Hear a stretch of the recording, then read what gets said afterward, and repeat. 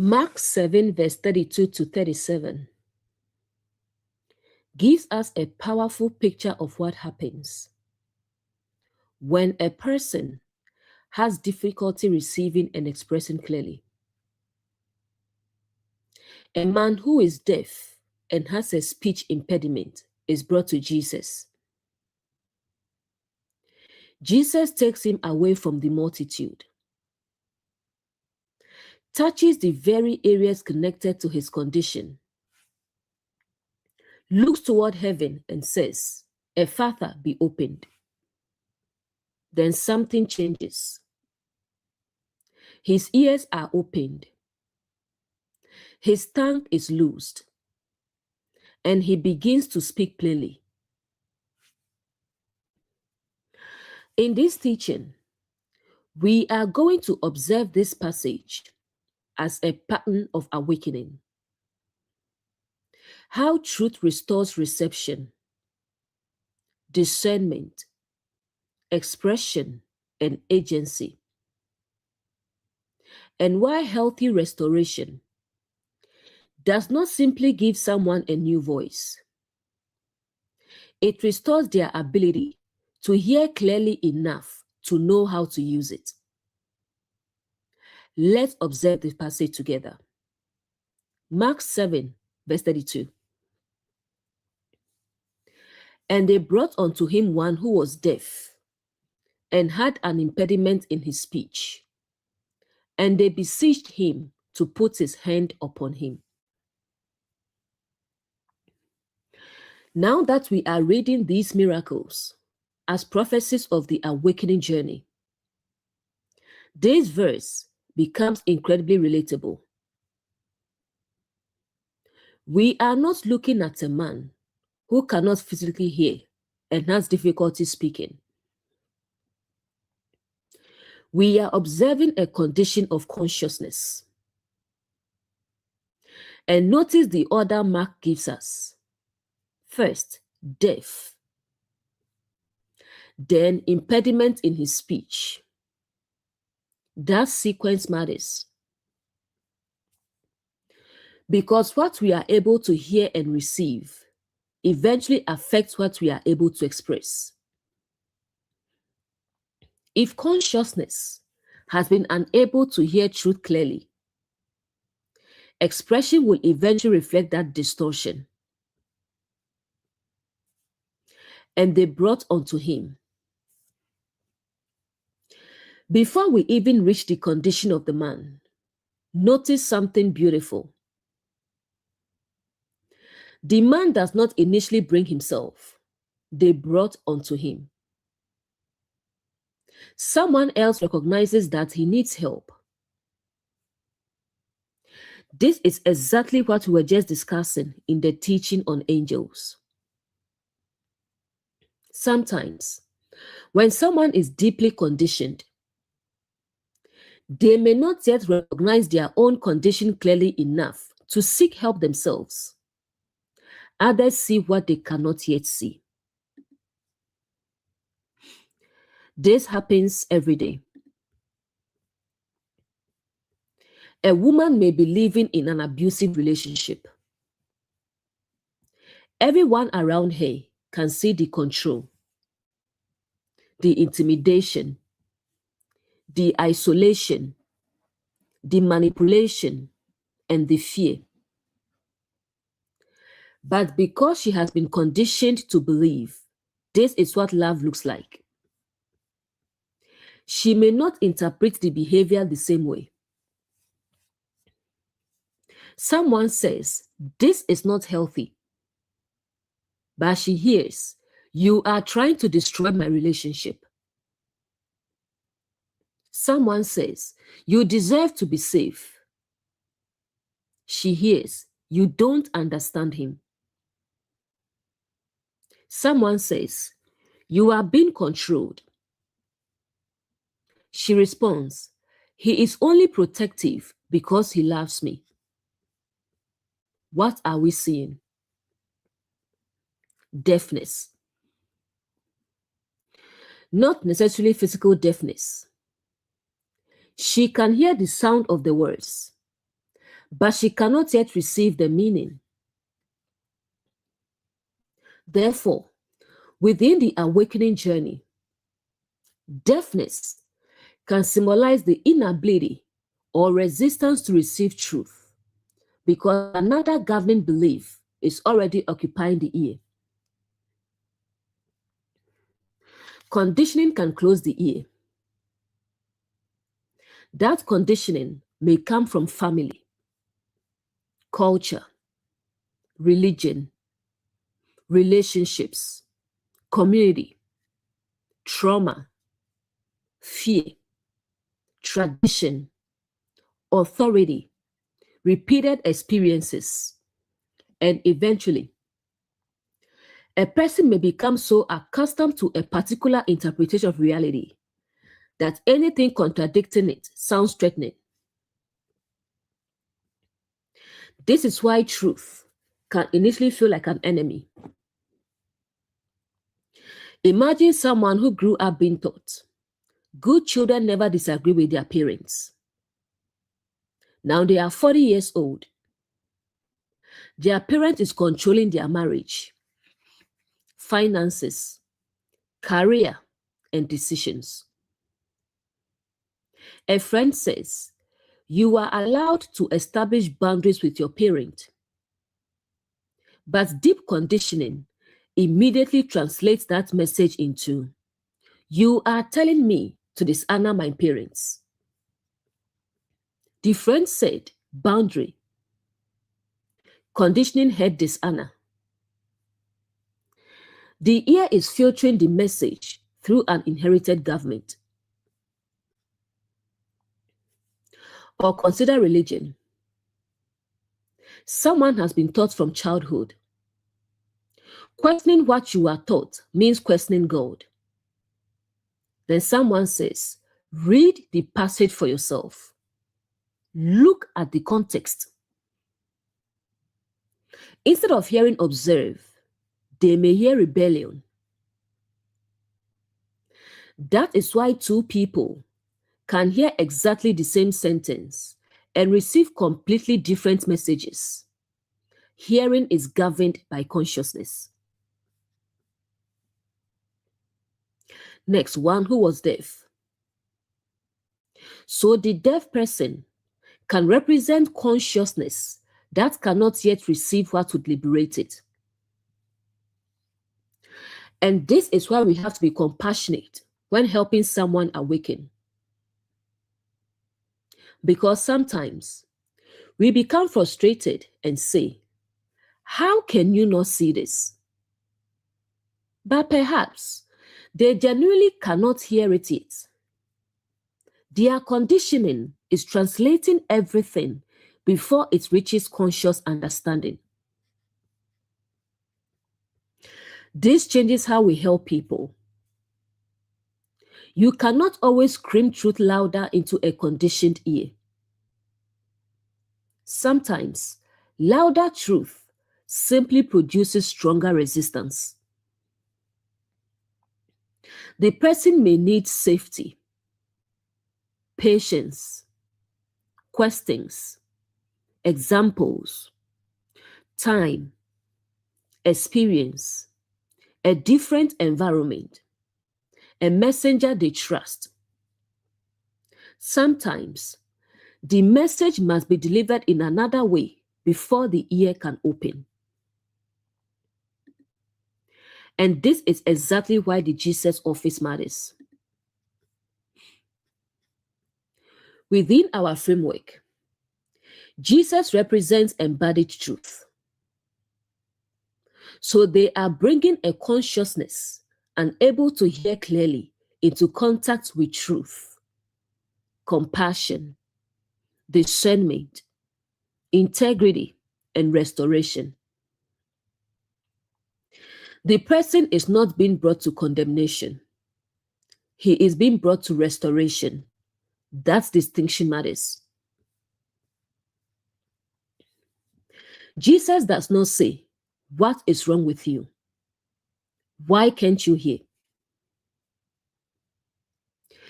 Truth does not humiliate the conditioned consciousness for having been conditioned.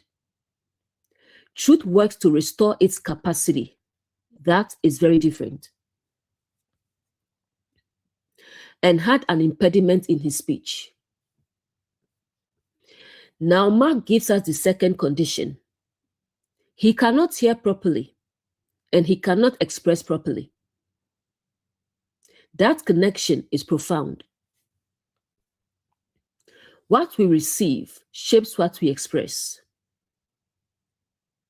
If a person has been listening to fear, shame, control, hatred, inferiority, superiority, and manipulation for years, eventually, those messages become language. They begin speaking from what they have heard. The ear feeds the mouth.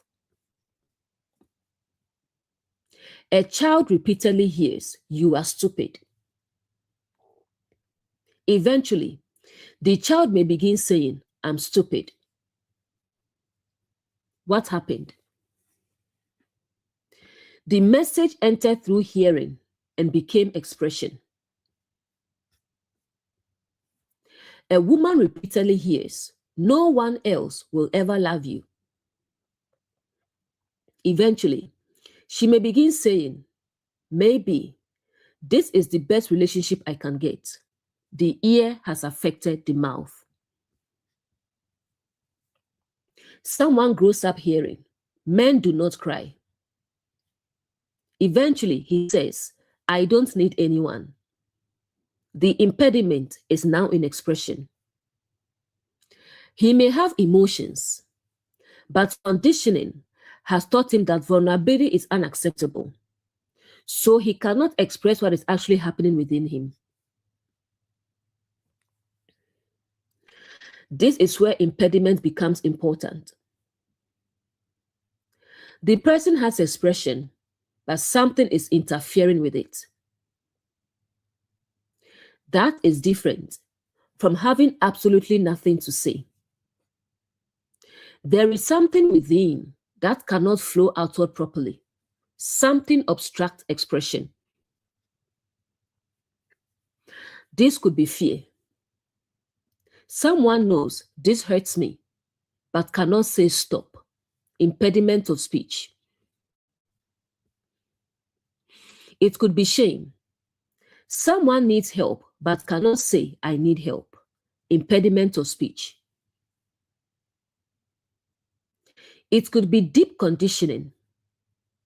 Someone knows something is wrong in their home, but has been taught, "What happens in this family stays in this family." So they cannot speak. Impediment. It could be religious conditioning. Someone reads a passage and sees a contradiction, but they have been taught, "Do not ask questions." So rather than expressing, "This does not make sense to me," they suppress their discernment. Impediment of speech. It could even be people pleasing. A person knows exactly what they want to say, but their mind immediately asks, "What if they become angry? What if they leave? What if they think I'm difficult?" So the expression becomes distorted. Instead of no, they say maybe. Instead of "that hurt me," they say "it's fine." Instead of "I disagree," they remain silent. Their speech exists, but something obstructs its truthful expression. This is why deafness and impeded speech belong together. If I cannot hear truth clearly, how can I consistently express truth clearly? If my internal world has been governed by distorted messages, my outward expression will reveal that government. This is why awakening must eventually affect both what we receive and what we express. The miracle is going to restore both. Jesus is not simply going to give this person better information. The entire communication pathway must be restored. The ear must open. The expression must become free. And that is awakening. First, we begin hearing differently. Perhaps for years, someone told you you deserve dignity. You could not hear it. Then one day, something changes. You actually receive it. Suddenly you say, wait, I do deserve dignity. The ear opens.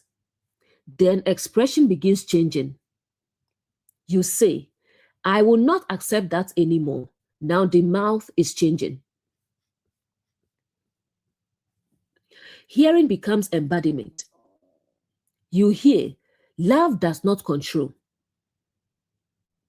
Eventually you say, I will no longer confuse control with love. You hear, you are allowed to ask questions. Eventually you say, this does not make sense to me. Can we examine it? You hear, your boundaries matter. Eventually you say no. The opened ear produces liberated speech.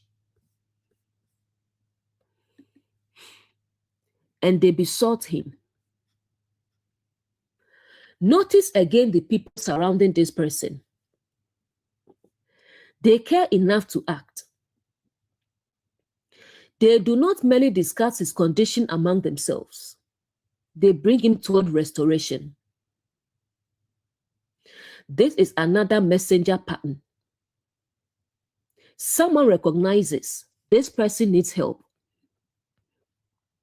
And instead of exploiting the condition, mocking it, or abandoning him, they facilitate access to truth. This is what healthy community does. Healthy community does not say, look how conditioned she is. It says, how can we help her see? It does not say, he should know better. It asks, what has prevented him from hearing? It does not shame the person for impaired expression. It creates enough safety for truthful expression to return. But there is another important lesson here. Those helping someone must recognize that they cannot heal another person's consciousness themselves. They can bring, they can support, they can warn, they can explain, they can create safety, but eventually, the person has to encounter truth for themselves. They besought him to put his hand upon him. Now the hand becomes important. Throughout scripture, the hand repeatedly relates to action, power expressed, work, agency, what consciousness actually does. If the heart represents inner government, the hand represents that government becoming action. The hand is expression made practical. So they are asking for more than information. They do not merely ask Jesus, tell him something. They ask, put his hand upon him. Symbolically, they are asking for truth to touch the person's agency and expression. That is profound. Because deep conditioning is not healed merely by hearing one new idea intellectually. Truth eventually has to touch what you do, how you respond, what you permit, what you choose, how you speak, how you act. The hand represents embodied truth. This is exactly what the Jesus office represents. Not merely knowing truth, but truth taking form through action. So put his hand upon him can symbolize, let truth come into direct contact with the person's capacity to act and express. Consider the abusive relationship again. Someone may intellectually know abuse is wrong. That is information.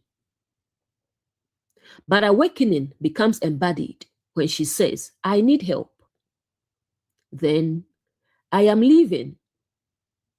Then, you cannot contact me this way anymore. Then she follows through. The truth has reached the hand. Agency has awakened. Or consider the controlling parent. The adult child may understand, my parent is controlling. But for years, they still comply with everything. Then one day they say, I love you, but I am making this decision for myself. Speech changes. Then they actually make the decision. The hand changes. Truth has moved from awareness into agency. Or consider the workplace. An employee realizes this process is unethical. That's hearing. They say, I have a concern. That's speech. They document the issue and follow the proper escalation path. Hand to action to agency. The man is not his deafness. This is also important. Mark says he is one who was deaf. The condition describes what he's experiencing. But the condition does not need to become his permanent identity. Within the awakening journey, we need the same compassion. Someone may presently be unable to hear truth, unable to speak clearly, unable to establish boundaries, unable to recognize manipulation. But we should not turn the present condition into this is simply who you are. Because truth sits beyond the condition toward restored capacity. This changes how we look at deeply conditioned people. Instead of saying, she's foolish for staying, perhaps we ask, what has she been taught to call love? Instead of why doesn't he just stand up for himself? Perhaps, what happened to his ability to express disagreement? Instead of why can't they see the truth? Perhaps, what governing belief is filtering what they hear? Now we are not enabling dysfunction. We are understanding the condition deeply enough to help restore it. Mark 7:32 becomes a prophecy of awakening. At some point in our journey, many of us discovered there were truths we could not hear. Not because no one spoke them, but because our conditioning could not yet receive them. And because we could not hear them, we could not express ourselves freely. We repeated inherited language, protected destructive patterns, silenced ourselves, defended what was harming us, mistook control for love, mistook fear for respect, mistook silence for peace, mistook compliance for goodness, until something brought us into contact with embodied truth. Then the ear began opening. And eventually, The mouth followed. The hand followed, and life changed. Mark 7:33. And he took him aside from the multitude and put his fingers into his ears, and he spat and touched his tongue.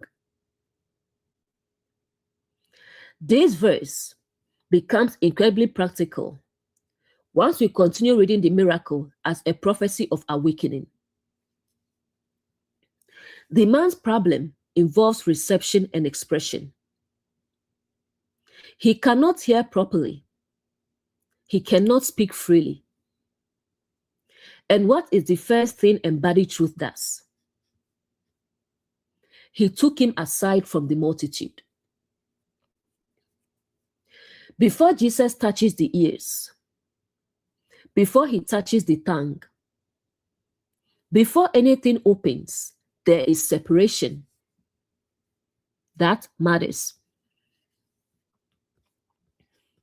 Sometimes you cannot restore a person while leaving them continually immersed in the environment, reinforcing the dysfunction. Sometimes separation is necessary. Sometimes safety must come before interpretation. Sometimes boundary must come before healing. Imagine a woman we're just discussing who is living in an abusive relationship. Her family may be telling her, you need to leave. Her friend may be saying, this is not love. A counselor may be telling her, this behavior is dangerous. But every evening, she returns to the same environment where another voice says, nobody understands us. Your family is trying to destroy our relationship. I only behave this way because I love you. You made me angry. If you leave, you are abandoning the family. The ear is constantly being reconditioned. Sometimes, the person needs to be taken aside from the multitude of voices, governing their perception long enough to hear differently. Separation can be protective. That might mean physically leaving an unsafe environment. It might mean staying temporarily with family. It might mean limiting contact. It might mean counseling away from the influence of the controlling person. It might mean stepping away from a religious environment that does not permit questions. It might mean leaving a workplace long enough to recognize what chronic mistreatment had normalized. It might even mean quiet time away from everyone's opinions, so you can finally hear your own discernment. The principle is, sometimes consciousness needs distance from the environment that trained its deafness. But separation is not always rejection. This connects directly with the guardian function, the cherubim office we recently observed. A boundary can serve restoration. Jesus does not take the man aside because he despises the multitude. He takes him aside in connection with healing. So symbolically, separation is not necessarily these people are evil and you must hate them. It may simply mean their influence cannot govern this healing process right now. That is an important distinction. You can love people and still need distance from their influence. You can forgive someone and still recognize, I cannot heal while remaining inside this pattern. The multitude can represent collective conditioning.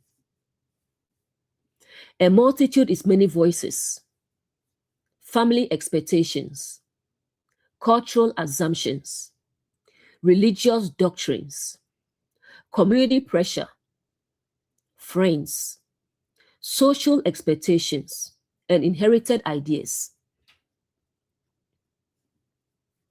Sometimes you do not even know what you think because the multitude has been speaking inside you for years.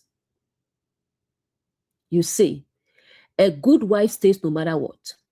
Who taught you that? Men must never show weakness. Who taught you that? Children should never question adults. Who taught you that? If I set a boundary, I am selfish. Who taught you that? Sometimes, awakening requires stepping away from the multitude long enough to examine the voices. Jesus creates a different environment. This is beautiful. The person who could not hear is brought into a quieter space with embodied truth. That itself becomes part of the restoration. Because sometimes, before truth changes what you believe, truth changes what has access to you, and that is boundary. And put his fingers into his ears. Now notice the precision. Earlier, the people asked Jesus to put his hand upon the man. The hand broadly represents action, agency, and expression. But now, Mark becomes more specific. Jesus uses his fingers. We touch with our fingers. We grasp with our fingers. We handle things with precision through our fingers. So if the hand represents action and agency, the fingers can show direct, precise engagement with a particular area. Jesus goes directly to the place where reception is impaired, the ears. Ears represent perception and reception. The man does not merely need someone to shout louder. His capacity to receive needs restoration. This is exactly what happens in awakening. Sometimes the problem is not lack of information. You already heard the information, but you could not receive it. Someone told you this relationship is unhealthy. You heard the sentence, but conditioning translated it. Someone said you are allowed to say no.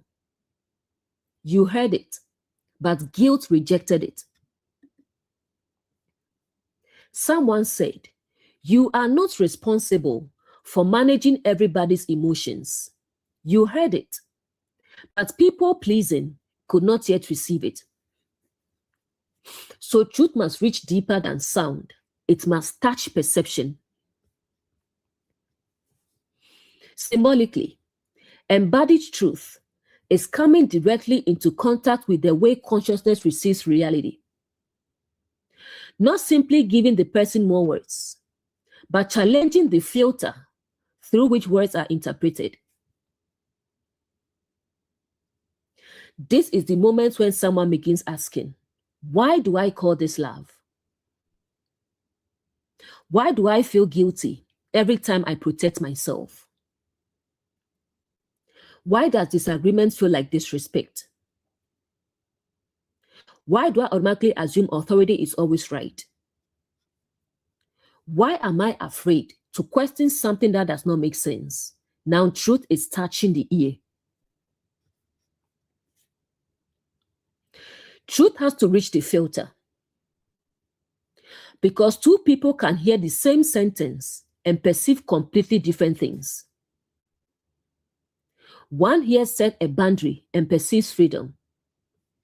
Another hears set a boundary and perceives abandonment.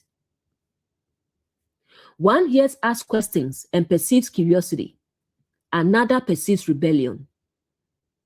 So awakening is not merely changing the information coming to others. Sometimes it must change the filter receiving the information. Then Jesus moves from the ear to the tongue. It says, and he spat and touched his tongue. Again, Mark connects reception and expression. First the ears, then the tongue. What enters consciousness eventually affects what comes out of consciousness. The tongue has more than one function.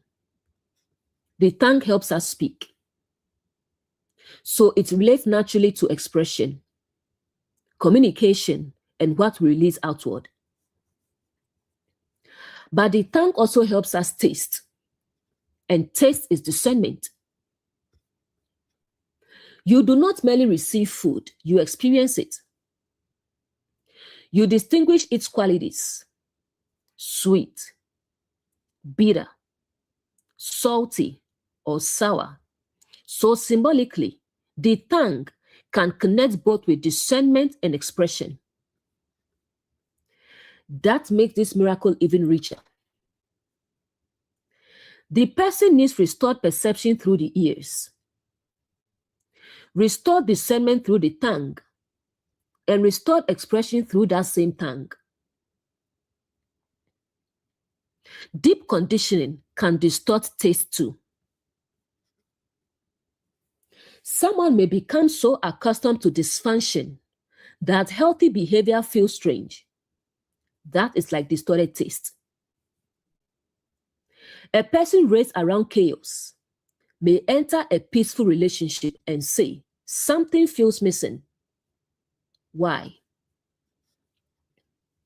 Because their consciousness has developed a taste for intensity. Drama feels like passion. Jealousy tastes like love. Control tastes like protection. Fear tastes like respect. Silence tastes like peace. Awakening retrains taste. Suddenly, you begin saying, wait, this doesn't taste like love anymore. That is powerful. The tongue must learn to discern before it can express differently. Because what we cannot distinguish, we struggle to name. If I cannot distinguish love from possession, I may call possession love. If I cannot distinguish peace from suppression, I may call silence peace. If I cannot distinguish humility from self-erasure, I may call losing my self-humility. So the tongue is not merely about speaking. It can reveal our capacity to discern what you are receiving and then name it accurately. Next, and his part. This is an unusual detail, but functionally, it gives us another beautiful image. Saliva moistens food. It begins helping prepare food so that it can be swallowed and processed. Dry food is harder to swallow. Moisture makes it easier for the body to receive. So symbolically, we might see here a picture of truth being made receivable and processable. That fits beautifully with everything we have been discovering about bread. Truth can be complete and still need to be broken down so consciousness can receive it. Likewise, information can be true and still need to be communicated in a form the person can actually process. Sometimes, truth has to be made digestible. You may look at someone trapped in dysfunction and say, just leave. That may be true. But they may not yet be capable of swallowing it. They may need someone to help them understand what abuse is, what coercive control looks like, why they keep going back, why they feel guilty, what resources exist, how to live safely, how conditioning has affected their perception. Now the truth is being moistened, not diluted, made digestible. There is a difference. Truth should not be diluted. We do not change this is destructive into maybe everything is perfectly fine. That would compromise truth. But we can take you need to get out and carefully help the person understand why, how, and what supports they need. That is compassionate interpretation. The truth remains truth, but it becomes something the person can begin swallowing. This is exactly what good teaching does. You could hand someone a complicated passage and say, understand it. Or you can break it down. Context, pattern, symbols, connections, examples.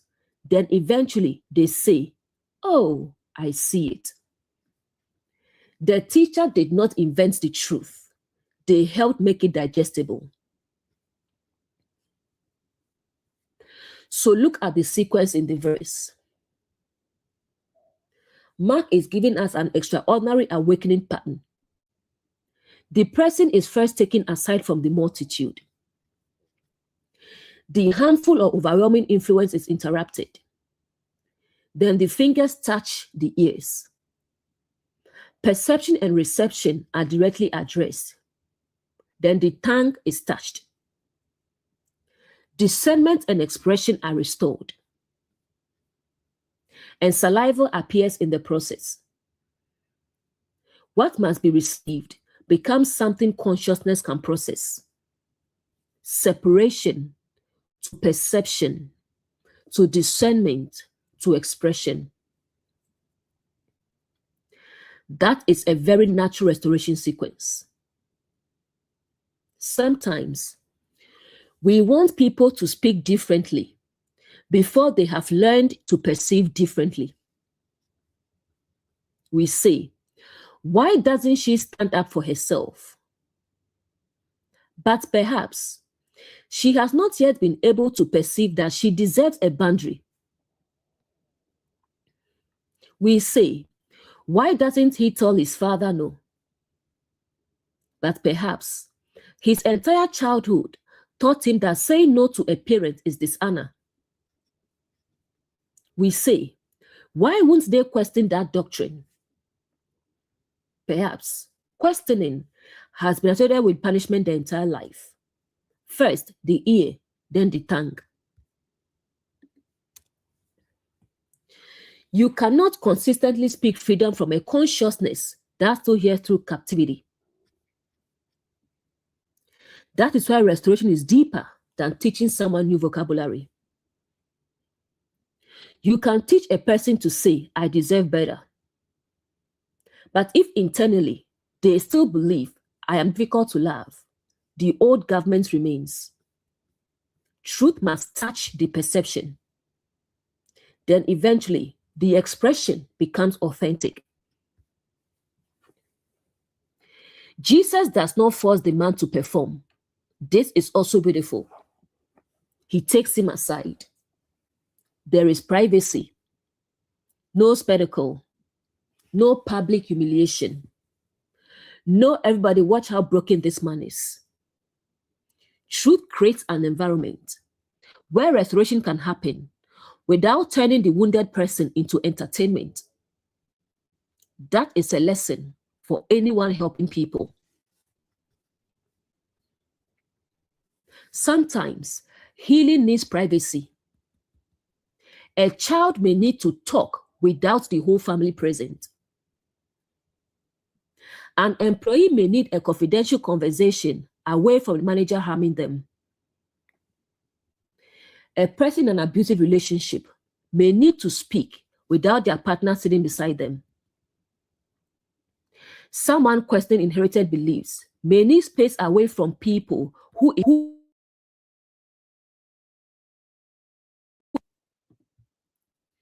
taken aside can create enough safety for truth to be heard. But we must distinguish healthy separation from isolation. This is important. A controlling person may also say, stay away from everyone. But the fruit is different. Control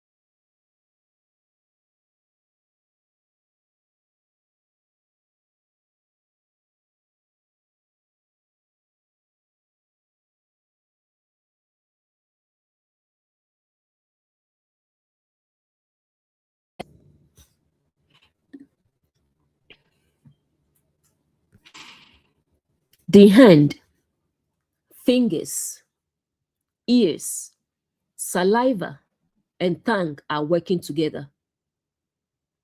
Now the symbolism becomes coherent. The hand gives us embodied action and agency. The fingers give us precise contact and the ability to touch and grasp.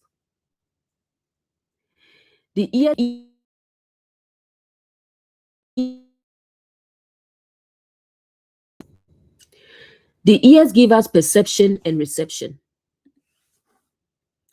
The tongue gives us discernment through taste and expression through speech. The saliva gives us preparation for swallowing, something being made capable of being received and processed. And Jesus embodied truth, touches the very faculties conditioning has impaired. This is restoration of the whole communication system. The man does not simply need better speech.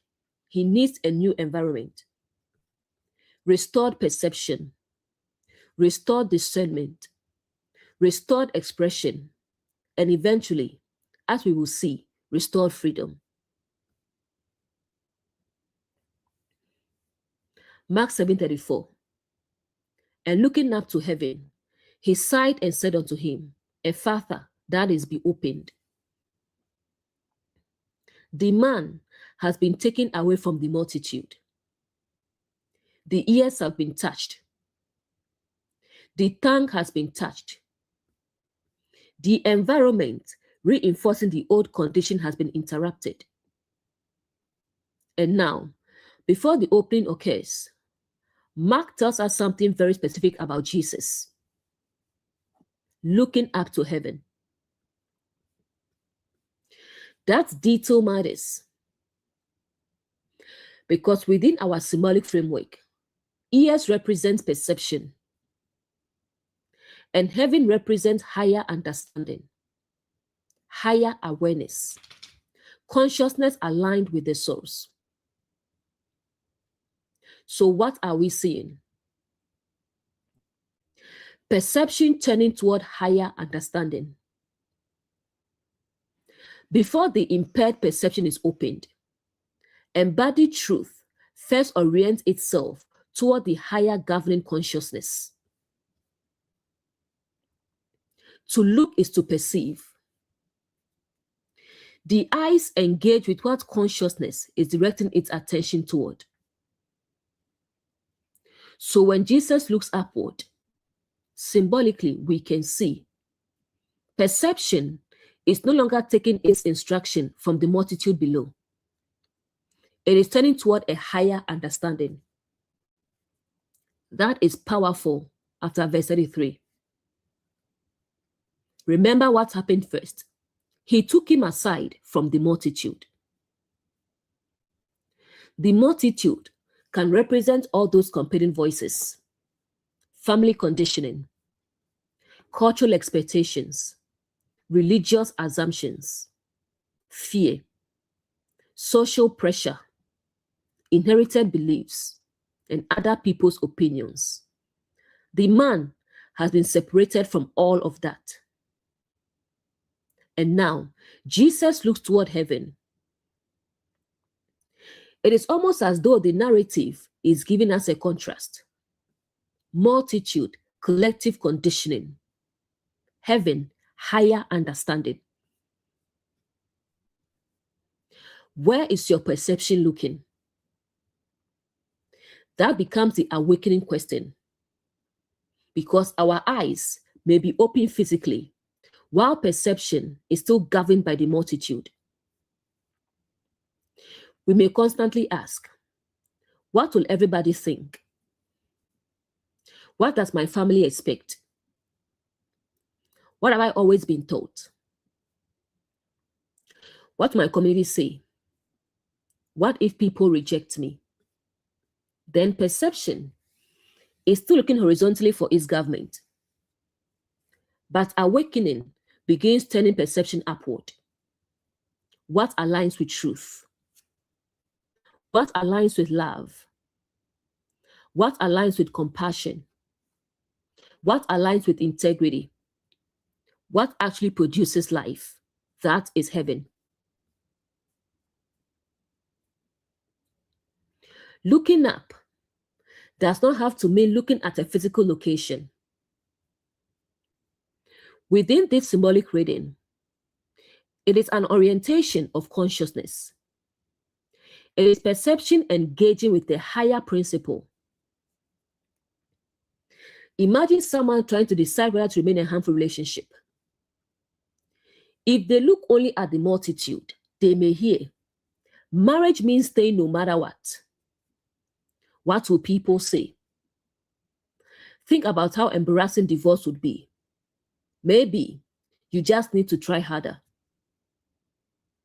But when perception turns toward higher understanding, different questions emerge. Is this love? Is this safe? Is dignity being preserved? Is there accountability? What fruit is this relationship producing? Now the eyes are looking toward heaven. Or think about parenting. The inherited multitude may say, children should be afraid of their parents. That is how they learn respect. But higher understanding asks, does fear actually produce healthy maturity? Can I take responsibility without destroying trust? Can correction and compassion coexist? Perception has shifted. The person is no longer simply repeating what was handed down. They are engaging with a higher governing principle. This is awakening. Awakening is not merely getting new information. It is changing where perception receives its authority. That is why the eyes matter here. The ears represent what we receive, but the eyes represent how we perceive. And now, the Jesus office, embodied truth, is showing us perception deliberately engaging heaven. Heaven and earth must eventually meet. This connects beautifully with the pattern we have seen from Genesis. Heaven represents higher understanding. Earth represents lived human experience. So higher understanding is not meant to remain abstract. It must eventually become embodied on earth. Here, Jesus looks toward heaven. Then something happens in the man's actual lived condition. His ears will open. His tongue will be released. His expression will change. Heaven becomes earth through embodiment. Higher understanding produces a new lived expression. This is why looking up alone is not enough. A person can talk about love, truth, compassion, integrity, and freedom. But eventually, those principles must enter speech, action, relationships, boundaries, and behavior. That is precisely where this miracle is headed. Jesus looks toward heaven, then says, "Be opened." Higher understanding is about to produce practical transformation. He sighed. This is another beautiful detail. Jesus does not merely look up and issue a code command. Mark says he sighed. A sigh is something that rises from deep within. It can carry weight, compassion, grief, longing, and recognition of the condition before us. Symbolically, it beautifully reminds us that embodied truth is not detached. Truth can see the condition and feel its weight. This matters when helping conditioned people. Sometimes, once we see something clearly, we become impatient with those who cannot yet see it. We say, "How can she not understand? Why does he keep going back? Why can't they hear what I'm saying?" But Jesus does not appear here mocking the man's inability to hear. He sighs. There is compassion in the encounter. Higher understanding.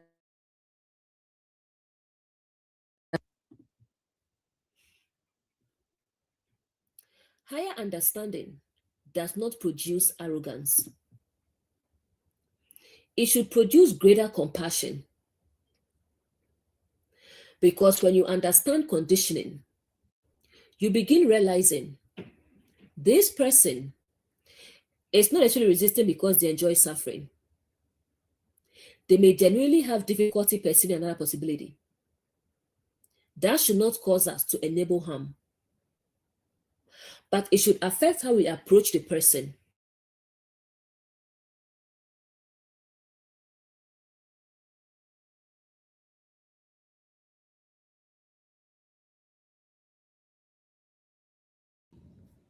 The sigh can represent the compassionate weight of understanding.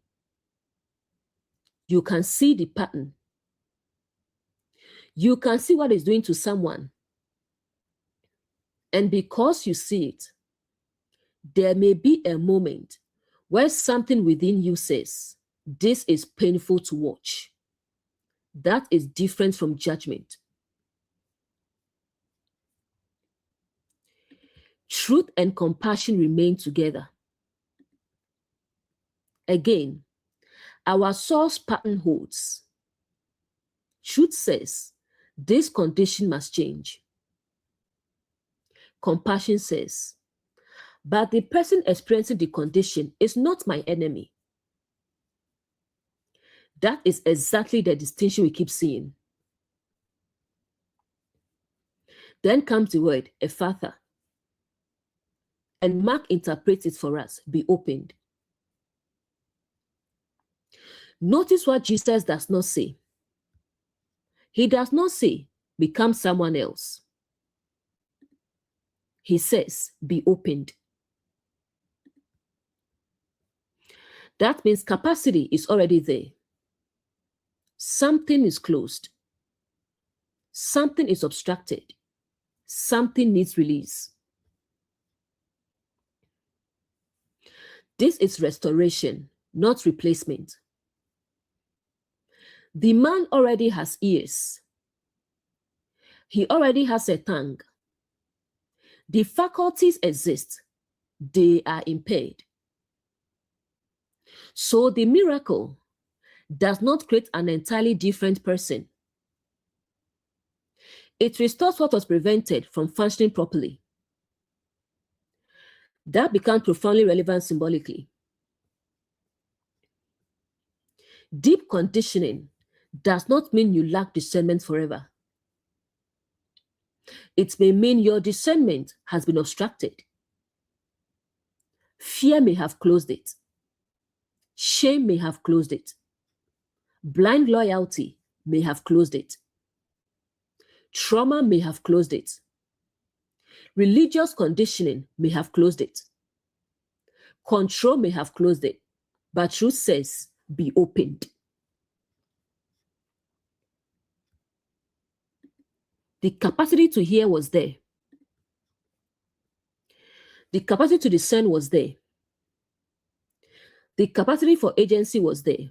Something interfered with its expression. Awakening restores access to what was already possible.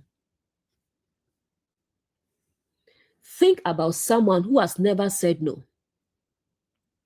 For years, they believe, I cannot establish boundaries.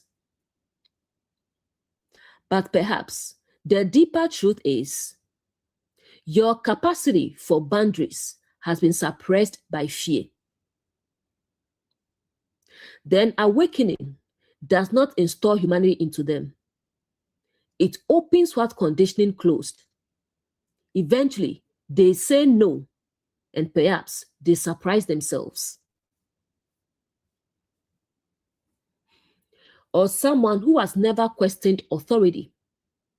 They were taught, you are incapable of understanding for yourself. Then truth begins working. One day, they read something and say, wait a minute, that doesn't make sense. The ear has opened. The eyes are perceiving. The tongue is beginning to move. Be opened is larger than the ear. This is important. Jesus could have said, ears, hear. But Mark gives us the broader command, be opened. Within our symbolic reading, that can reach the entire consciousness. Be opened to hearing. Be opened to perception. Be opened to discernment. Be opened to truthful expression. Be opened to another possibility. Be opened beyond conditioning. Be opened beyond fear. Be opened beyond the multitude. Sometimes, the greatest obstacle to awakening is closure, not lack of truth. Truth may already be surrounding us, but consciousness is close to anything contradicting what it has learned. That is why people can defend systems that are harming them. They are not necessarily lacking information. They may be closed to interpreting information differently. Be opened is an invitation out of defensive consciousness. Deep conditioning often survives through automatic defense. Someone says, could this relationship be unhealthy? Immediately, no, you don't understand. Closed. Someone asks, could this doctrine mean something different in context? Immediately, no. That's what I've always believed. Closed. Someone says, your child seems afraid of you. Immediately, children are supposed to respect their parents. Closed. No observation occurs because consciousness protects the existing interpretation before examining the evidence.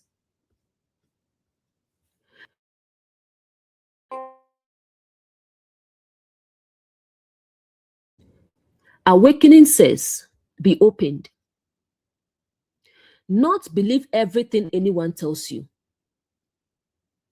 That would be another form of blindness. It means become capable of examining what is before you without automatically defending the old government. That is openness with discernment.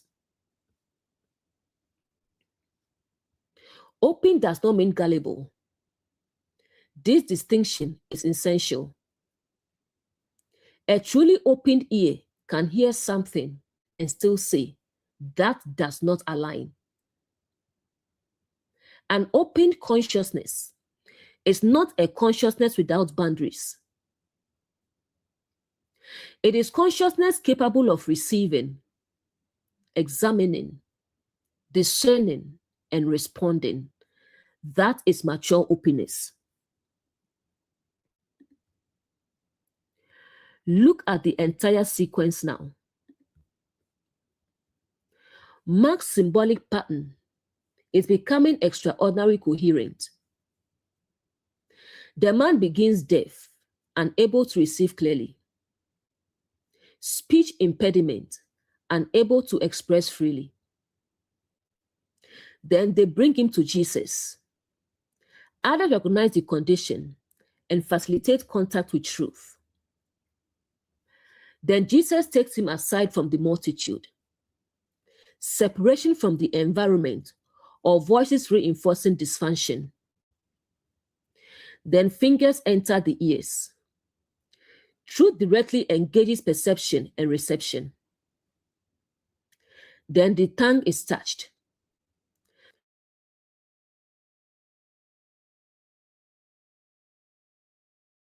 Discernment and experience are addressed. Then Jesus looks toward heaven. Perception aligns with higher understanding. Then he sighs. Truth engages the condition with compassionate awareness. Then be opened. The closed consciousness is invited into restored capacity. This is an entire awakening journey in a few verses. First, you cannot hear. Then someone helps you.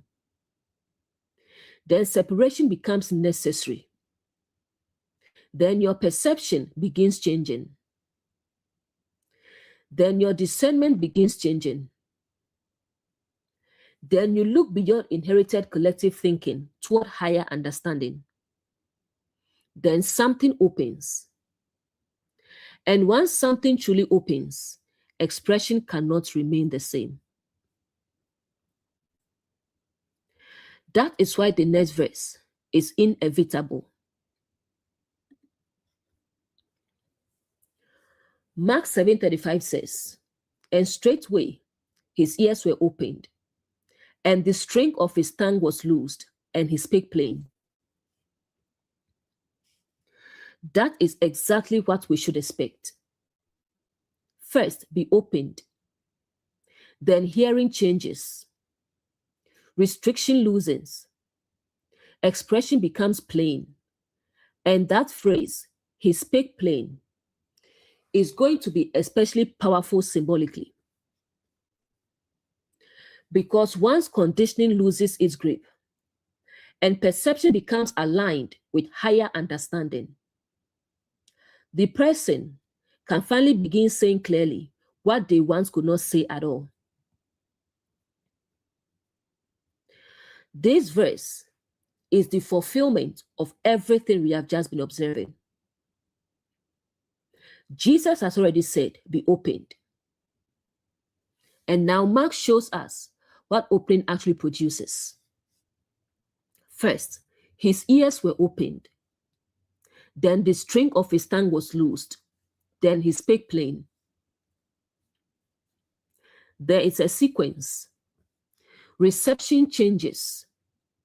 Restriction is released. Expression becomes clear. That is awakening. And straightway, his ears were opened. The first visible result is in the ears. Perception changes. Reception changes. What was previously blocked can now enter. This matters because sometimes we think awakening begins when a person starts speaking differently. But often it begins earlier. It begins when they finally hear differently. The same truth may have been around them for years. The same warnings may have been spoken. The same pattern may have been visible. But something changes in consciousness, and suddenly the person says, wait, I see what you have been trying to tell me. That is the ear opening. The message did not really change. The recipient changed. A woman may have heard for years, this relationship is abusive. But one day, something inside her finally receives it. Not merely as words, as truth. Then she says, this is abuse. The ear has opened. Or someone raised in deep religious conditioning. They may have heard, read the passage in context for years. But perhaps they were afraid to look. Then one day, they read it without defending the inherited conclusion. And suddenly, oh my goodness, that is not what I thought it said. Opened ear. Opening does not mean someone put a new brain inside you. It means what was blocked is no longer controlling reception in the same way. Fear no longer filters every sentence. Shame no longer translates every correction into condemnation. Tradition no longer automatically rejects every unfamiliar observation. Blind loyalty no longer decides what can be heard. The ear is becoming free. Next, the string of his tongue was loosed. This phrase is especially important. Something had been restricting expression. Mark describes it almost like a binding, a restraint, something tied, something preventing the tongue from functioning freely. Symbolically, that is incredibly relatable because many people know the truth before they are able to say it. They feel it, they perceive it, but the tongue is still bound. What can bind the tongue? Fear, shame, people pleasing, threats, conditioning, dependence, fear of rejection, fear of losing family, fear of losing community, fear of being misunderstood, fear of punishment. Sometimes a person knows exactly what needs to be said, but they cannot yet say it. That is a bound tongue. A woman may know, I am not safe. But for months, she cannot say, I need to leave. The perception may be awakening before the expression is free. Then eventually, the string loosens and she says it. An adult child may know, my parent is controlling my life. But because they have been conditioned to associate boundaries with dishonor, the tongue remains tied. Eventually, I love you, but I am making this decision myself. Loosed tongue. Someone in a religious environment may know, this teaching does not make sense to me, but fear keeps them silent. Then one day, can you show me where the text actually says that? The tongue has begun to loosen. Someone in a workplace may know, this process is unethical, but fear of retaliation keeps them quiet. Then enough clarity and support develops for them to say, I need to raise a concern. Loose tongue. This is why the ear opens before the tongue loosens. First, you must become able to receive what is true. Then you become able to express what you have received. The order makes sense. If you still believe this is normal, you cannot clearly say this must stop. If you still believe my boundaries are selfish, you will struggle to say no. If you still believe question means rebellion, you will struggle to say, I disagree. The ear feeds the tongue. Next, and he spake plain. This may be the most beautiful phrase in the verse. He did not merely speak, he spoke plain, clearly, directly, understandably, without the former obstruction. That is what restored expression looks like. Awakening makes language clearer. Before awakening, someone may speak in confused contradictions. I know he hurts me, but he loves me. I know I am miserable, but maybe I am being ungrateful. I know I am afraid, but maybe this is respect. I know I cannot question anything, but maybe that is faith. The speech reveals internal conflict.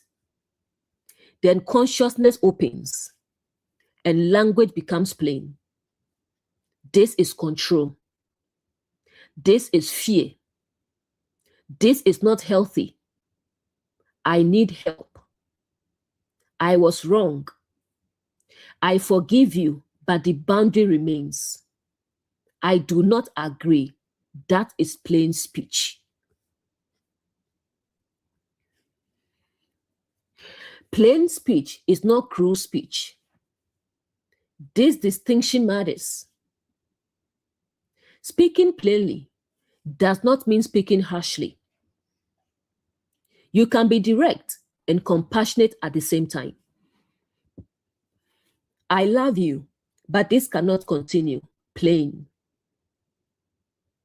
I made a mistake and I need to apologize. Plain. I do not know. Plain. That interpretation does not reconcile with the rest of the passage. Plain. Truth does not need unnecessary aggression in order to be clear. Deep conditioning often produces complicated speech because the person is trying to say two incompatible things at once. They are trying to preserve the old system while acknowledging that they are beginning to see. So they say, it is wrong, but I am unhappy, but I know it is hurting me, but the but often reveals the old government still negotiating with the new perception. Eventually, as consciousness becomes clearer, expression simplifies. He spake plain. The tongue is no longer negotiating with the old bondage. That is liberation. This also connects with integrity. Plain speech means inner perception and outer expression are beginning to agree. What I see, what I say, what I do, they begin aligning. That is integrity. Before awakening, someone may perceive one thing, express another. They feel hurt but say, I'm fine. They disagree but say, whatever you want. They know something is wrong but say, it's okay. The tongue is still bound by fear. When it loosens, that hurts me. I disagree. I am not comfortable with this. I need time to think. Plain speech.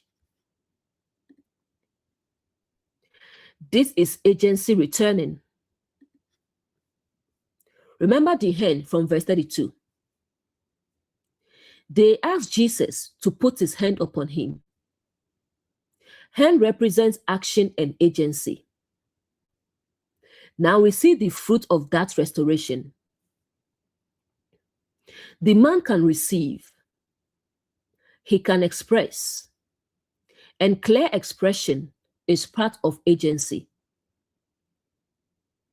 Because agency requires the ability to communicate yes, no, stop, help, I agree, I disagree, I need, I choose. A person without a voice is easier to control. That is why destructive systems often attack speech. They may teach, do not question, do not tell anyone, do not embarrass the family, do not challenge authority, do not talk about what happens here. Why? Because if the tongue stays bound, the system can continue unchallenged.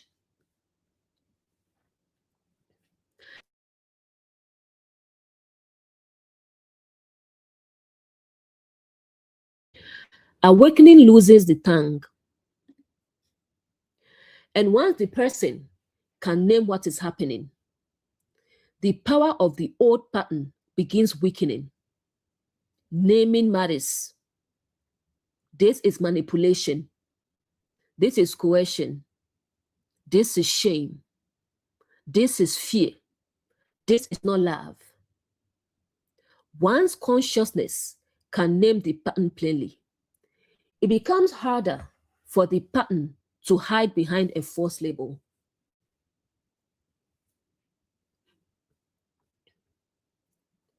This is also why language is part of healing. Sometimes, the first major breakthrough is not living immediately. It is saying, what is happening to me is not okay. That sentence matters because the tongue has begun to align with perception. And once speech becomes clear, action often follows. Notice the full sequence again. Verse 32. He is deaf and has difficulty speaking. Verse 33. He is taken away from the multitude. The ears are touched. The tongue is touched. Verse 34. Perception turns toward higher understanding. Jesus says, be opened.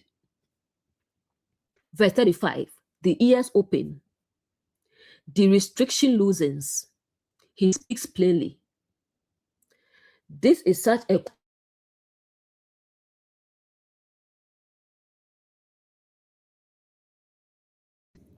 a coherent awakening sequence.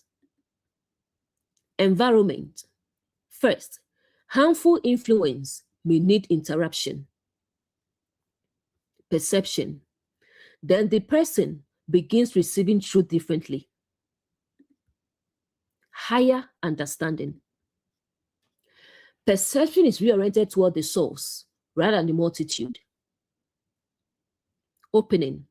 The closed consciousness becomes receptive. Release.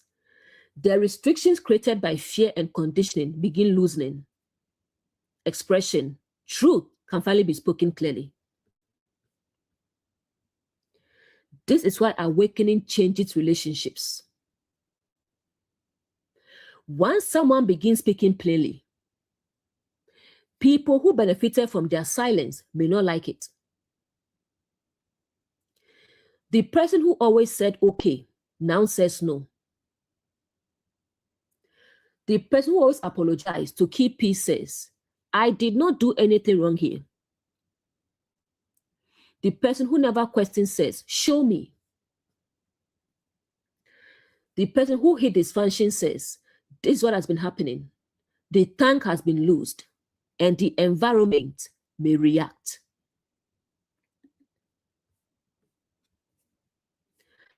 But that does not mean the healing is wrong. Sometimes the strongest evidence that a system benefited from your impairment is how strongly it reacts when your voice returns. A controlling person may say, you have changed. Yes, the ear opened, the tongue loosened. This is another prophetic pattern of awakening. People may be comfortable with you while you cannot hear truth clearly. They may be comfortable while you cannot express boundaries. But when perception opens and speech becomes plain, the relationship may need to be renegotiated. That is part of awakening too. Plain speech also requires responsibility. We should not use I am just speaking my truth to justify cruelty, assumptions, or reckless accusation. Remember the predefined function we recently discussed. Truthful expression still needs discernment, compassion, accuracy, responsibility. Plain does not mean careless. It means unobstructed. A healthy tongue can say, I was wrong. That is plain speech too. Awakening does not only make us better at confronting other people, it makes us better at confronting ourselves. We begin saying, I was controlling. I hurt you. I misunderstood. I defended something because I was afraid. I need to change. That is a loosed tongue. So the miracle is not merely about finding your voice against others. It is about restoring truthful expression in every direction, toward others, toward ourselves, toward the source.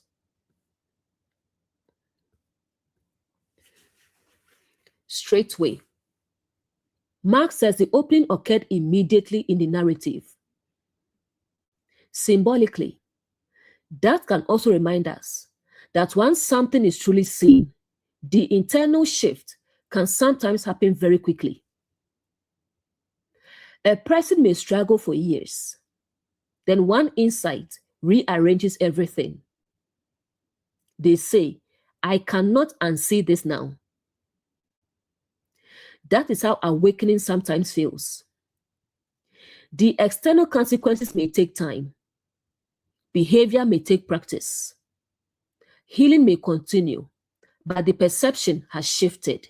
The ear is open.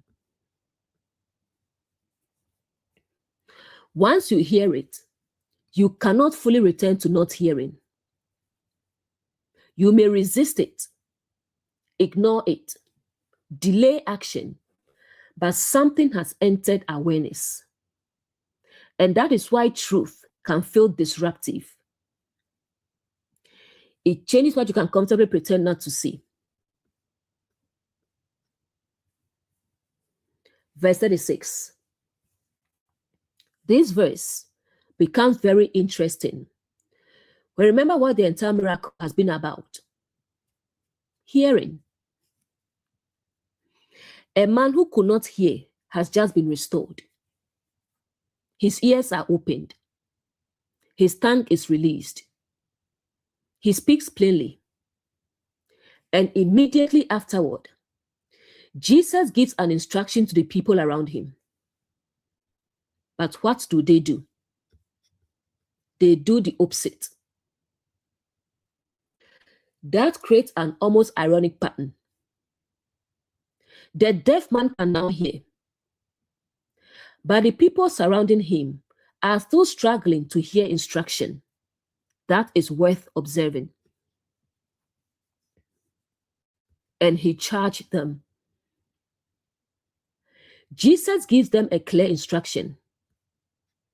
So now the question becomes, can they receive what embodied truth is saying?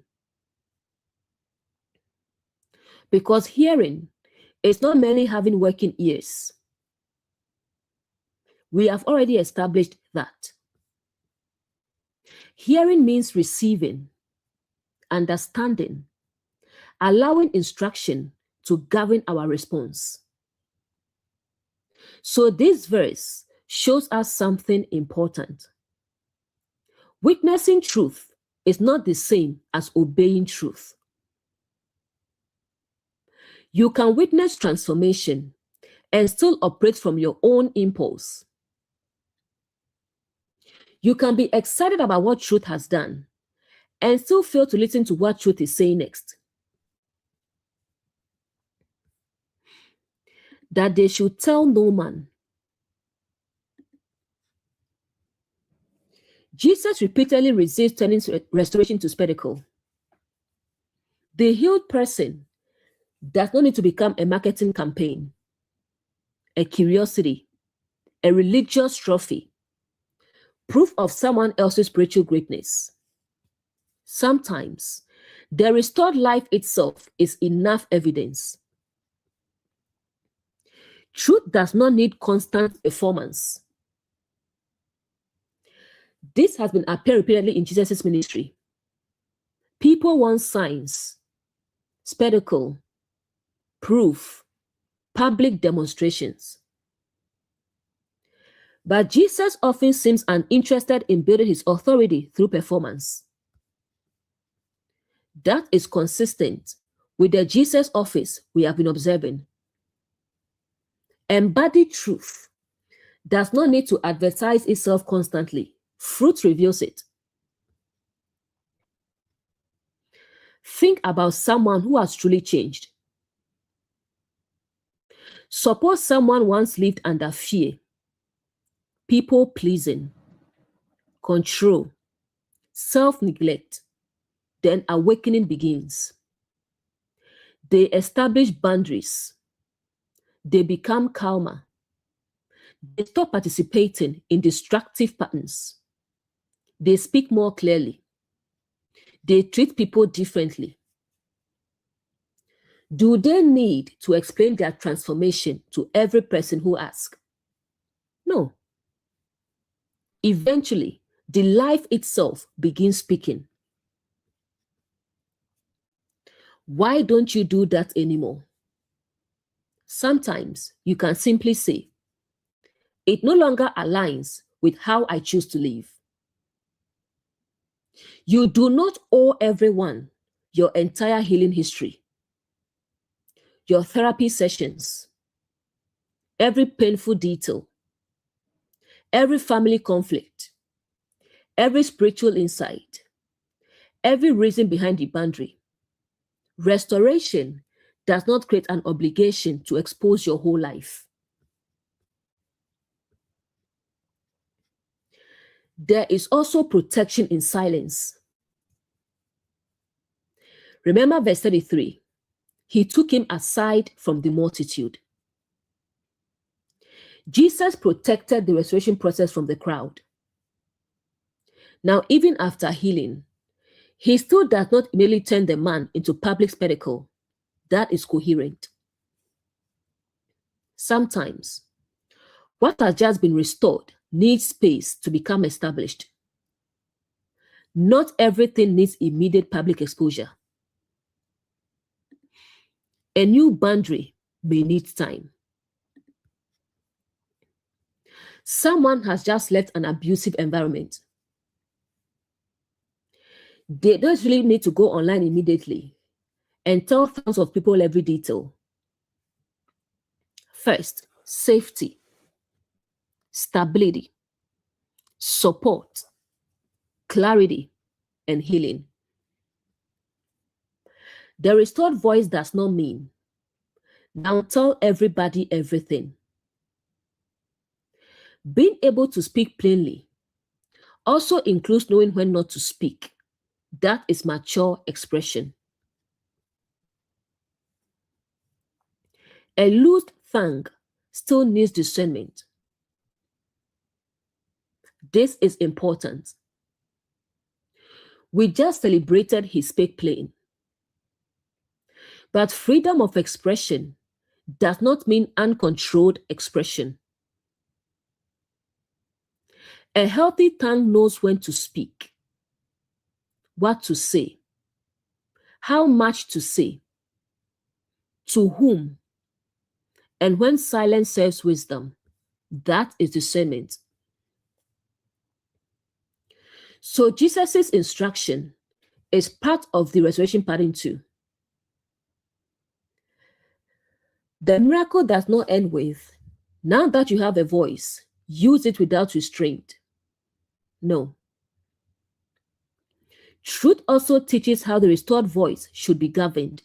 That is maturity. But the more he charged them. Here is where the verse becomes fascinating. Jesus repeats the instruction. Apparently, it is clear. Yet, the more he charged them, they continue doing the opposite. This tells us something about human consciousness. Excitement can override discernment. People can become so excited by an experience that they stop listening. We see this everywhere. Someone has a powerful spiritual experience. Immediately, they want to tell everyone, build a doctrine around it, declare themselves an authority, interpret everybody else's life through it. But perhaps the experience was meant first to transform them. Excitement outran maturity. Someone learns about boundaries. Suddenly, every relationship becomes toxic. Every disagreement becomes narcissism. Every difficult person must be cut off. They receive something valuable, but expression outran discernment.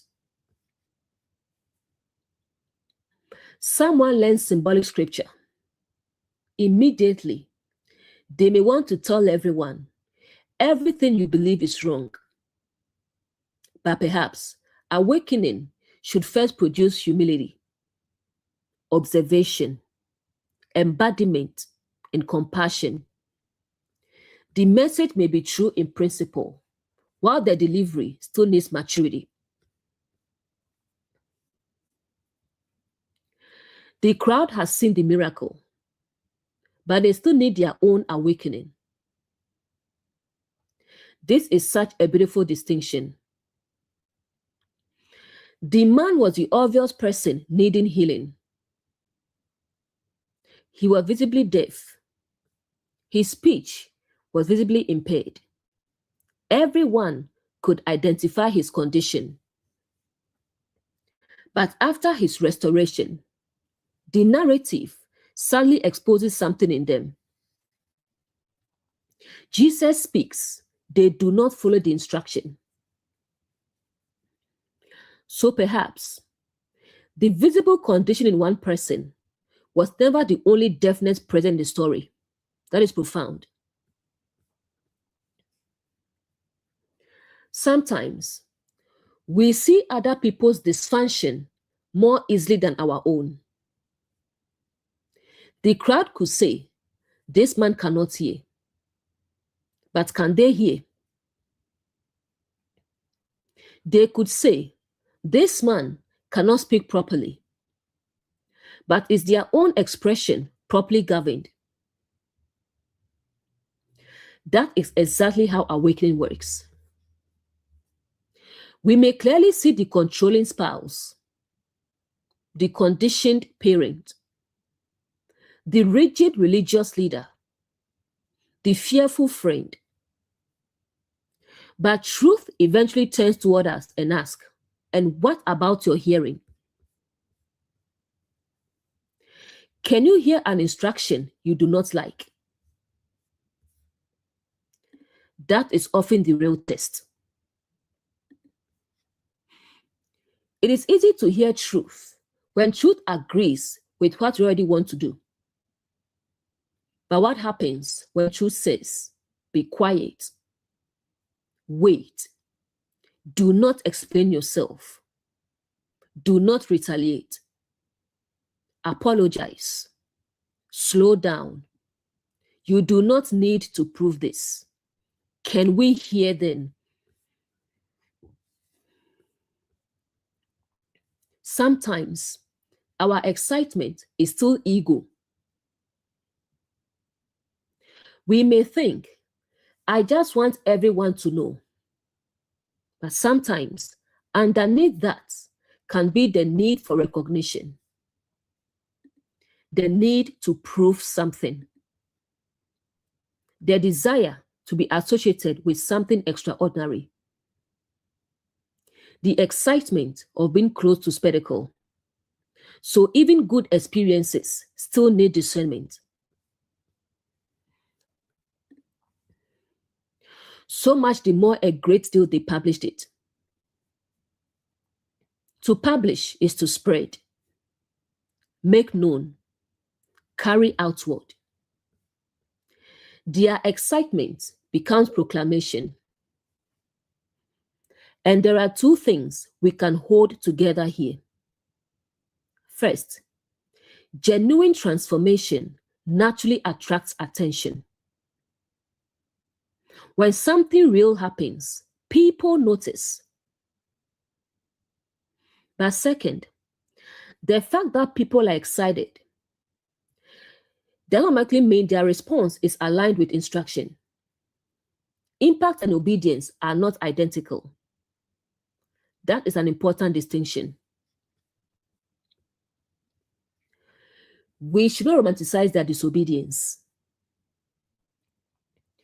It would be easy to say they simply could not contain the good news. And there may certainly be excitement in the passage, but the text still tells us Jesus charged them not to tell, and they told.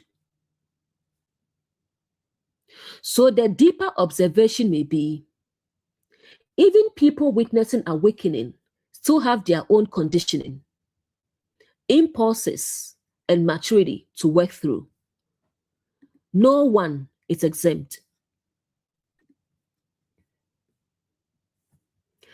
This fits our office's framework too.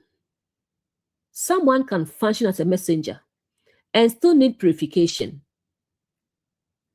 The people are publishing a message, messenger function. But is the messenger obeying the governing principle behind the message? That is another question.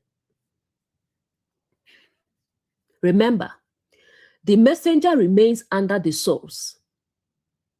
Carrying something true does not make everything we do with it automatically wise. This is extremely important for teachers.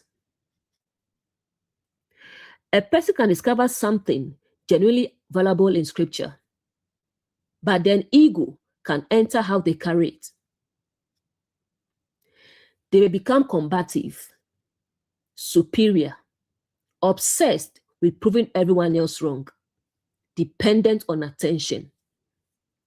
Now, the message may contain truth, while the messenger still needs refinement.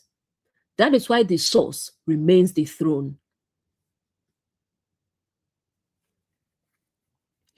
The restored tongue must remain under higher understanding. Remember the previous verse. Jesus looking up to heaven. Perception engages higher understanding. That means expression should continue being governed by that higher understanding too. We should not simply say, my tongue is free, therefore, whatever comes out is sacred. No. Freedom requires government. A free voice is not an ungoverned voice. A free voice can say no, but it can also choose not now. A free voice can testify, but it can also protect privacy. A free voice can confront, but it can also refuse unnecessary argument. A free voice can explain, but it does not owe everyone an explanation. That is mature speech.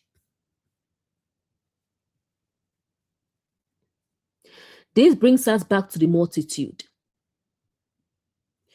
Jesus had already taken the man away from the multitude. Now the multitude is publishing the event. Again, we see why the person needed separation.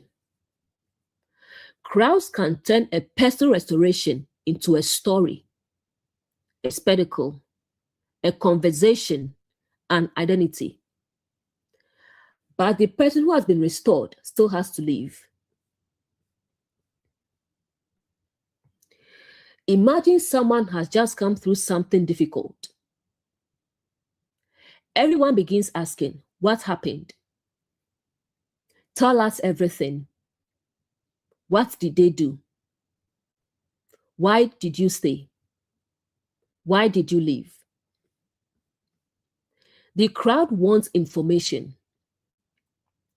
But restoration may say, you do not owe the multitude access to everything that happened in the private place of healing. That is powerful. Your healing is not public property. Your restored voice belongs to you. You decide when and how to use it responsibly. Truth may have taken you aside for a reason. And not everyone needs access to what happened there. Mark 7:36 therefore adds another layer to hearing. The miracle started with physical imagery of deafness. But now, Mark makes us ask, who really hears? The man whose ears were opened. The crowd received Jesus' instruction. The person who listens to truth when it is exciting. Or the person who can listen, even when truth tells them to restrain themselves. Hearing is obedience to understanding, not merely exposure to sound.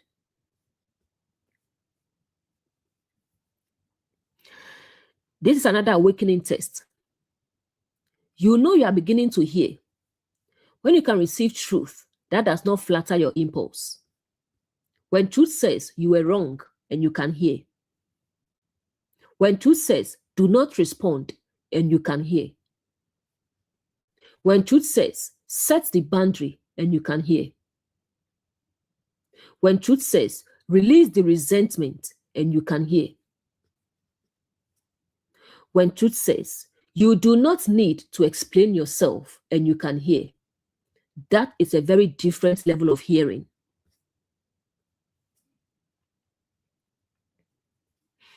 Verse 37.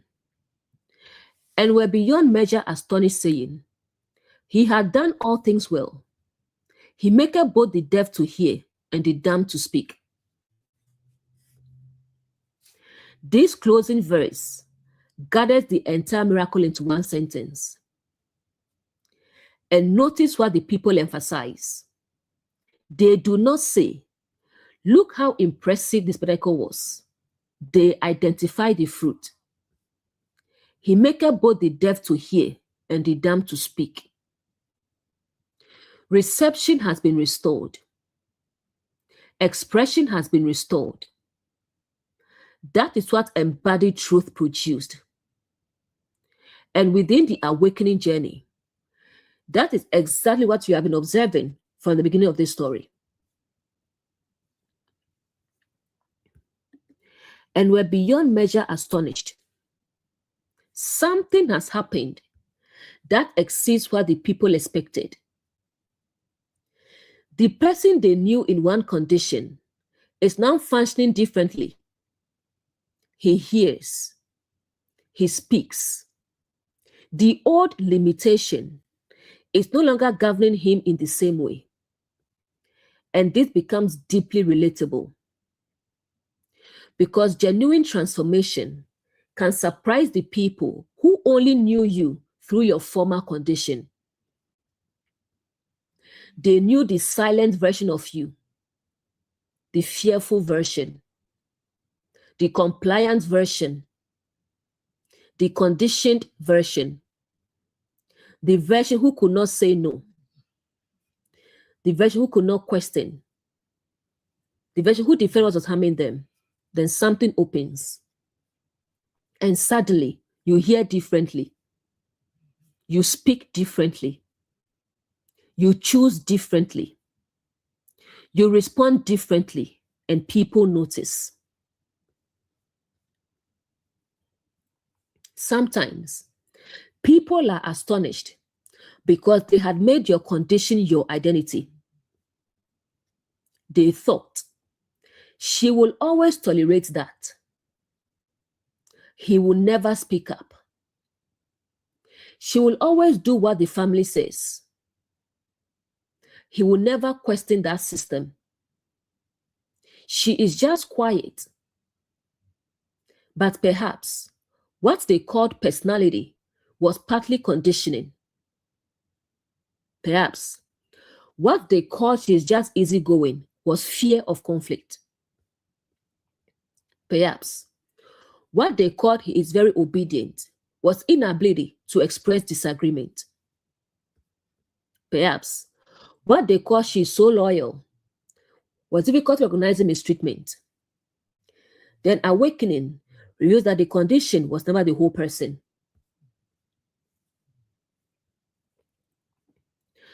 Restoration reveals capacity that was hidden under the condition.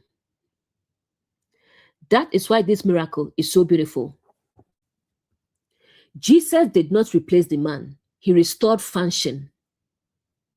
The ears were already there. The tongue was already there.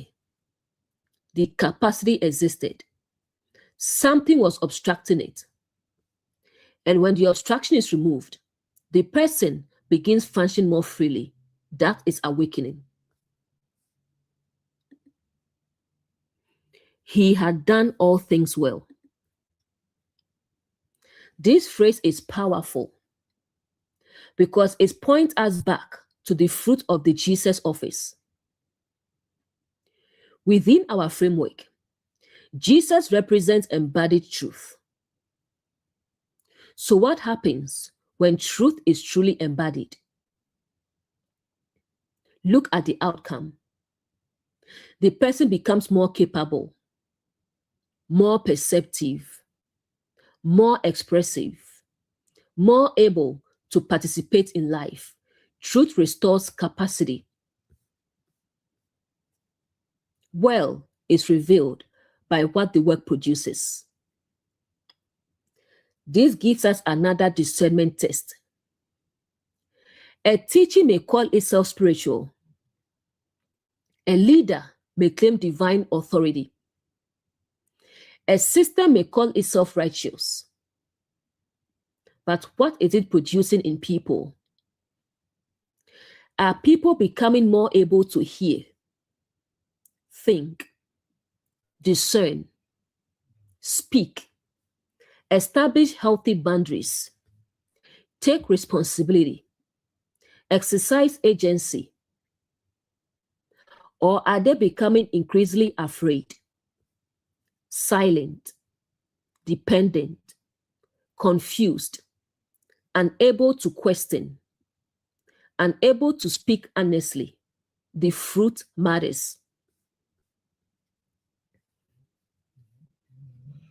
If the source is life, its work should restore life. This does not mean transformation is always comfortable.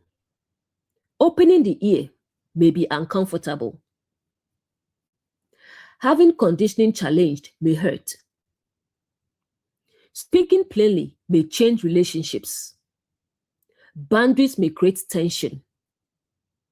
But their direction is toward restored capacity. That is the difference. Healthy truth does not need people to remain deaf. Think about that. A controlling system benefits when people cannot hear anything outside the system. It may say, do not listen to anyone else. Everyone outside is dangerous. Only we have truth. Why? Because an open ear threatens control. Healthy truth is not afraid of an open ear. Truth can say, listen, observe, ask, compare, examine the fruit. Because truth does not need deafness to survive.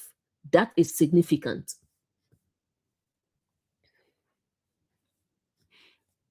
Healthy truth also does not need a bound tongue. Controlling environments often fear speech. They say, do not tell anyone. Do not question leadership. Do not talk about what happened. Do not embarrass the family. Do not challenge the tradition.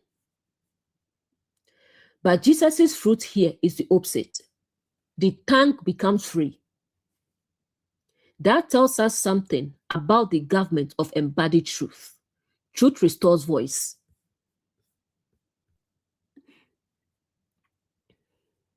He maketh both the deaf to hear. Let us stay with this for a moment. Hearing within this miracle has become much more than sound. It is reception, perception, understanding, the capacity to allow truth to enter. So symbolically, he maketh the deaf to hear can describe what happens when consciousness that once resisted truth becomes capable of receiving it. The woman in the destructive relationship. At first, he only behaves this way because he loves me. Then perhaps she is separated from the environment long enough to see clearly. She begins listening differently. Eventually, no, this is control. She has heard. The adult child under controlling parenting. At first, if I disagree, I am dishonoring my parents. Later, I can honor my parent, Without surrendering my adult agency, the ear opens.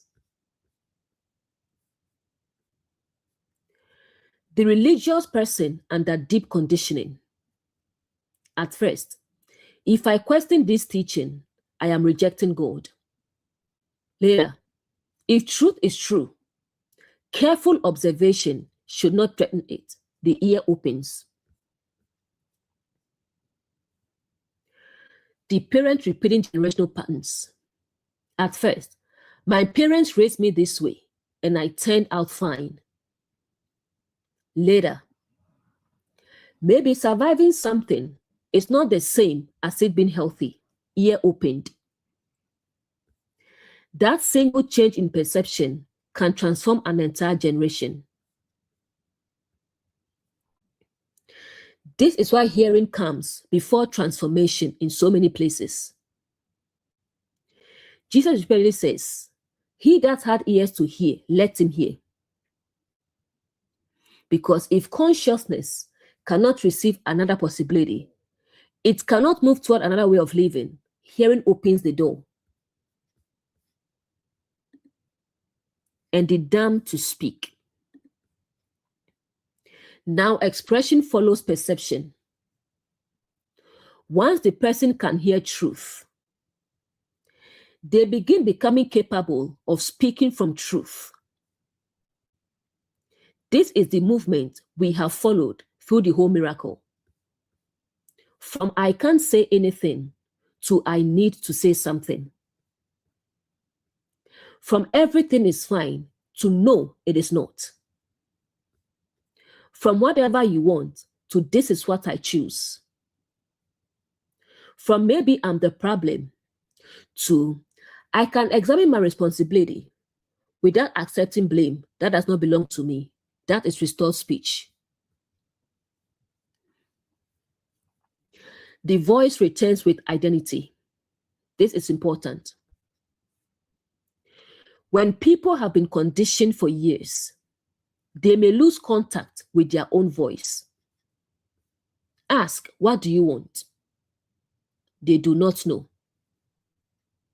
What do you think? They look around first. Are you comfortable with this? They ask what everyone else prefers. The tongue has been trained to serve everyone else's government. Awakening restores the ability to say, this is what I see. This is what I feel. This is what I need. This is where my boundary is. This is what I believe after observing for myself. That is not selfishness. That is restored agency.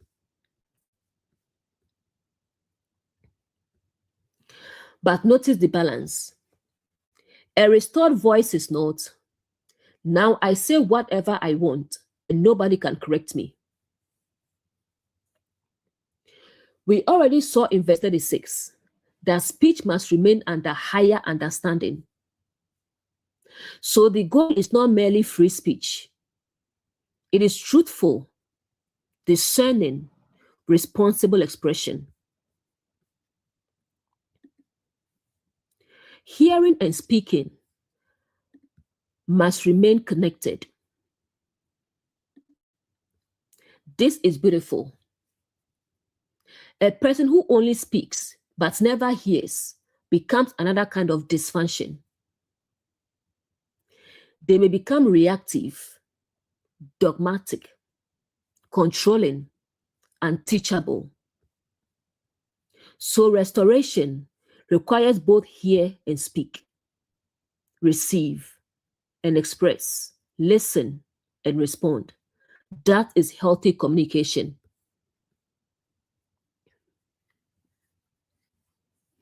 This is true in relationships. A healthy marriage cannot survive if one person only speaks and never listens. A healthy parent cannot only command and never hear the child. A healthy teacher cannot only teach and never learn. A healthy leader cannot only instruct and never receive feedback. A miracle restores both sides of communication. Could this be why Mark pairs them? The deafness affects reception.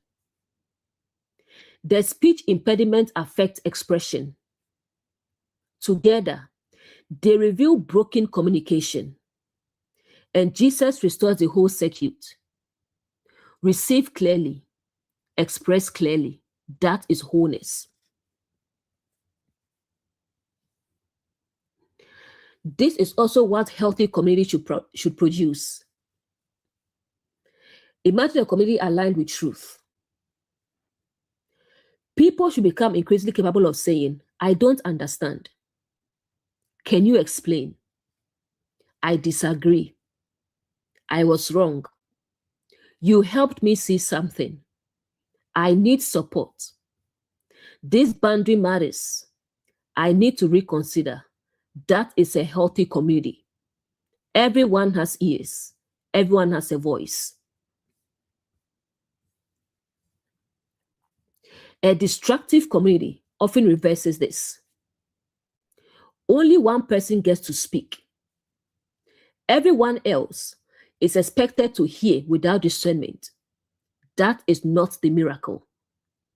That is hierarchy without mutual humanity. The restoration we see here produces a person who can both hear and speak. He had done all things well. Now the statement becomes even deeper. What has Jesus done well? He did not merely make noise enter an ear. He restored relationship between perception, discernment, expression, agency, environment, and higher understanding. The whole process was coherent. Look back at the journey. The man begins inside a condition. Others bring him toward embodied truth. Jesus removes him from the multitude, boundary. He touches the ears, perception. He touches the tongue, discernment and expression. He looks toward heaven, higher understanding. He says, be opened, consciousness opens. The ears function. The tongue is released. He speaks plainly, and now the fruit is visible. The deaf hear. The speechless speak. That is restoration. This is why the miracle is prophetic. Because this is exactly what we can expect when truth begins awakening within human consciousness. At first, we may not hear it. Then someone brings us close enough to truth to encounter it. Perhaps separation from harmful influence becomes necessary. Perception begins changing. We develop discernment. Higher understanding becomes our reference point instead of the multitude. Something opens. We begin hearing what we could not hear before. Then the fear-binding expression loosens. We speak plainly. And eventually, other people can see something has changed.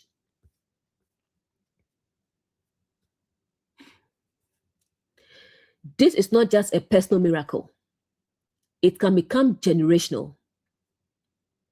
Think about the parent who finally hears. Fear is not the same as respect. Then changes how they raise their children. The ear opening in one generation change the environment of the next. The tongue loosening in one generation teaches the next generation they are allowed to speak. That is how awakening moves through families. It can change a workplace. One person finally hears, this culture is unhealthy, then speaks plainly. Others begin speaking. Policies change. What began with one opened ear becomes organizational transformation. It can change religious communities. One person asked, does the text actually say what we have been told it says? Others begin observing. Conversation opens. Fear decreases. People become more capable of discernment. Again, opened ears lose thanks.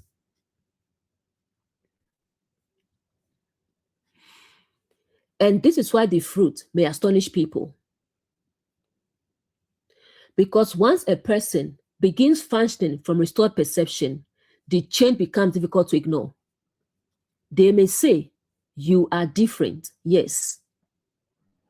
Not necessarily because the person's essence changed, but because what was obstructing their expression has loosened.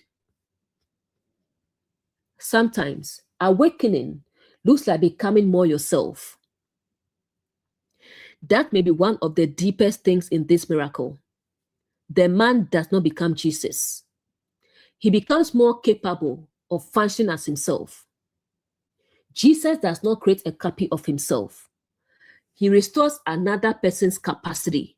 That is source-aligned leadership. A healthy teacher does not create clones. They help people hear for themselves. A healthy parent does not create a child who can only repeat the parent's opinions. They raise someone capable of discernment. A healthy therapist does not produce permanent dependence. They help restore capacity. A healthy spiritual community does not say, become us. It helps people become more capable of embodying truth themselves. That is why he had done all things well. Is such a powerful fruit statement. The outcome is not more dependence upon Jesus' physical presence. The outcome is a restored human being. The person can now do something they could not previously do. That is empowerment. The Jesus office restores agency. And this becomes one of our strongest tests for embodied truth.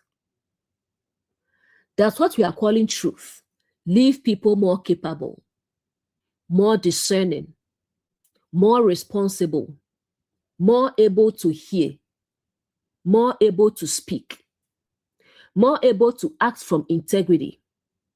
Or does he leave them smaller, frightened, dependent, silent, unable to trust their own capacity to observe? The fruit tells us something about the government. The message of Mark 7 verse 37. The crowd looks at the result and says, he had done all things well. Why? Because the fruit is restoration.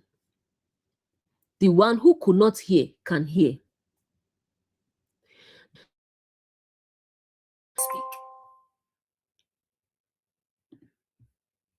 Can speak. And that brings the entire miracle together. Deep conditioning may close perception. Fear may bind expression. Destructive environments may reinforce both. Sometimes, separation becomes necessary. Truth touches perception. Discernment develops. Perception turns toward higher understanding. Consciousness becomes open. The restriction loosens. The person begins speaking plainly. And eventually, the fruit becomes visible. Restored perception, restored expression, restored agency.